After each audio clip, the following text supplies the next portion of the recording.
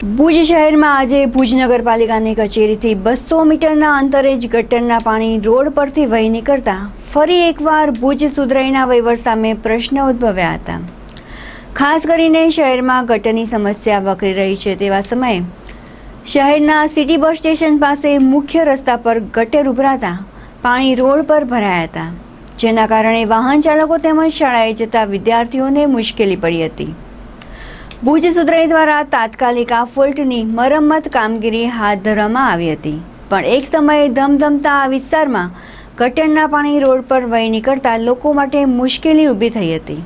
આ તમે જોઈ રહ્યા છો જે ગટર જે મળ સાથે જે અંદરથી નીકળે છે, આ રોજનો ત્રાસ છે। બાજુમાં નગર સેવા સદન છે, ઇન્દ્રાબાઈ સ્કૂલ છે, આપણે માતૃછાયા સ્કૂલ છે, ઘનશ્યામ નગરમાં એક ધોરણથી કરી અને કોલેજના ક્લાસ ચાલે છે, અહીંયા જાડેજા બોર્ડિંગ છે, એટલા અહીંયા કને અવર જવર છે, પણ આ રોજનો ત્રાસ છે। નગરપાલિકાના કર્મચારીઓ કે અત્યારના જે નગર સેવકની આંખ ઉઘડતી હું પોતે એક ભાજપનો કાર્યકર છું, પણ લેખિત નહીં। અમે જ્યારે ચૂંટણીમાં એને મદદ કરીએ છીએ આ જોવા માટે આ સ્વચ્છ ભારત અભિયાન જે ચલાવે છે આવો ચલાવે છે। અત્યારની જે નગરપાલિકામાં આટલી ગ્રાન્ટો આવી ગટર માટે સ્પેશિયલો આ ક્યાં વપરાય છે?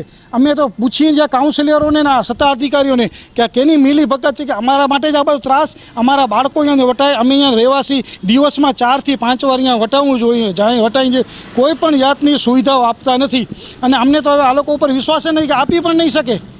અમને આટલી ગંદકી ભુજમાં અત્યારે બીજા જગ્યાએ પણ ભાજપની નગરપાલિકાઓમાં છે સરકાર, પણ કેટલો સ્વચ્છ રાજકોટ જાઓ, વડોદરા જાઓ, સુરત જાય, કેટલો સ્વચ્છ રાખે છે, અને આ લોકો તો 30 વર્ષથી 35 વર્ષથી નગર સેવા સદનમાં ભાજપ જ છે, તો આ એ લોકોએ વિકાસ કર્યો છે?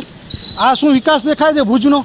નગર સેવા સદનમાં બાજુમાં જ છે એ લોકોની કોઈ આંખ નહીં ઉઘડતી હોય કે એટલો ગંદકી રોજનો ત્રાસ છે એ બરોબર ને? આ તમારા મીડિયા માધ્યમથી એ લોકોની આંખ ઉઘડે એવા કોઈ પ્રયત્ન કરે?